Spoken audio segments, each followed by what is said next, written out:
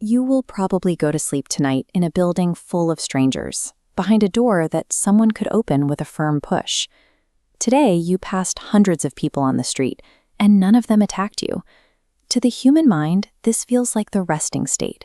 We assume peace is our natural condition.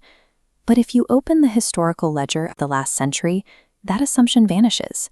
Over just 100 years, human beings intentionally killed roughly 150 million of their own kind through organized warfare, execution, and state-directed massacres. Take a look at this timeline. By plotting those 150 million casualties across a century and compressing that entire volume into a continuous rate, we arrive at roughly 3 deliberate killings every single minute. If you sit down to watch a 2-hour movie, statistically, 342 people are killed while you're looking at the screen. We are not a peaceful animal, occasionally interrupted by rare eruptions of violence. We exist inside a species running a continuous, low-volume, planetary process of lethal force, humming quietly in the background of your daily routine.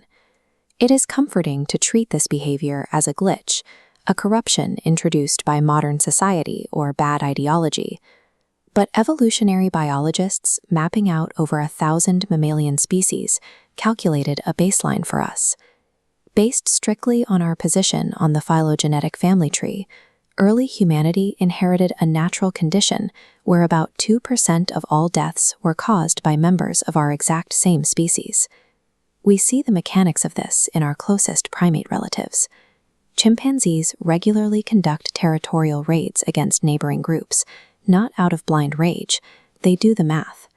Violence is reliably initiated when they outnumber a vulnerable target by a ratio of roughly 8-to-1. Killing is their biological mechanism for securing territory and calories when the expected cost drops low enough. These chimpanzees are not an analogy. This is strict biological taxonomy. Humans sit inside the exact same great ape clade. Jane Goodall wasn't studying a parallel species. She was doing fieldwork on our own immediate biological family, operating with the etiquette stripped away. Murder is our standard operating machinery. It is how the system allocates resources. The actual mystery is not why human beings kill each other. The statistical miracle is that we engineered a society where we usually don't. Engineering that peaceful society required a brutal filter. In prehistoric bands, highly reactive, aggressive individuals who lashed out over every insult posed a constant lethal threat to the group's survival. To manage this, early humans weaponized their newest adaptation, language. Anthropologist Richard Wrangham calls this the execution hypothesis. Speech allowed weaker members to verify each other's intentions in secret, forming small, coordinated coalitions to execute their group's bullies at almost zero personal risk. This chart shows the selective pressure of that process. Over the span of roughly 12,000 generations, these coalitions systematically removed the most aggressive individuals from the gene pool. Capital punishment appears in every early civilization on record. We selectively bred out our own reactive aggression. The human animal didn't wake up one morning with a moral objection to bloodshed.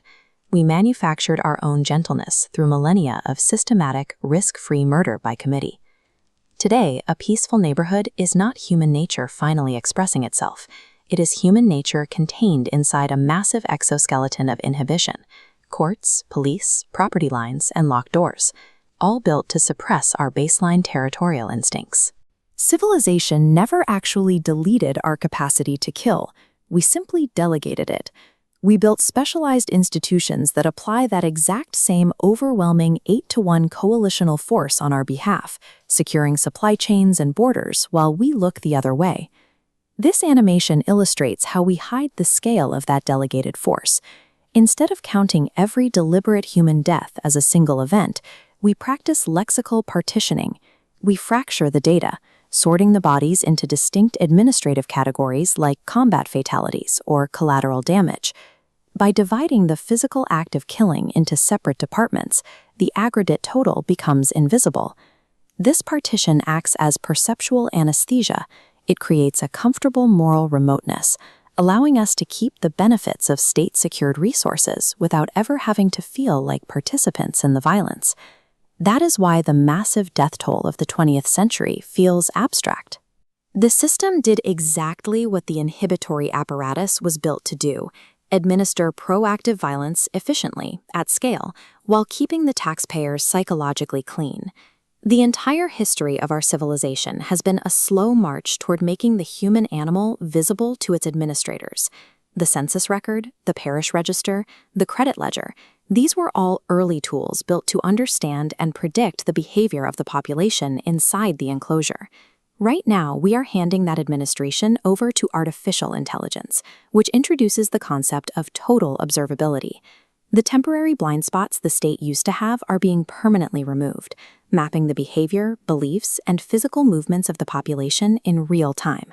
Unlike human clerks, this new machine does not require lexical partitioning to process data.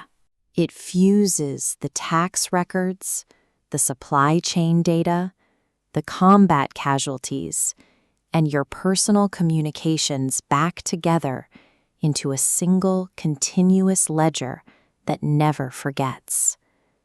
To accurately predict our behavior, this system had to train on the correlated archive of our entire history. It absorbed every war, every strategy, and every political purge. It understands exactly how human grievances form, how they become shared vocabulary, and how those coalitions select victims. A system that can anticipate human predation perfectly must contain a live, working simulation of the predator itself. The new keeper of our enclosure has internalized the exact logic of the ape it manages.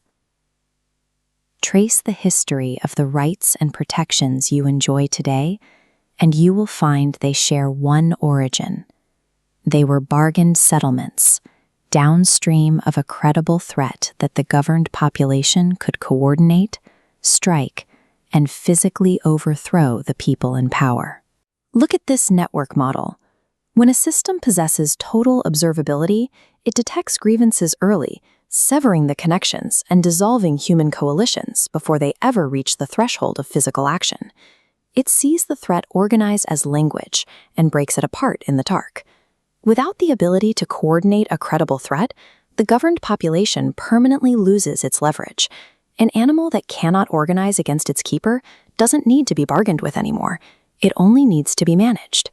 We used our evolutionary intelligence to build the ultimate inhibitory machine.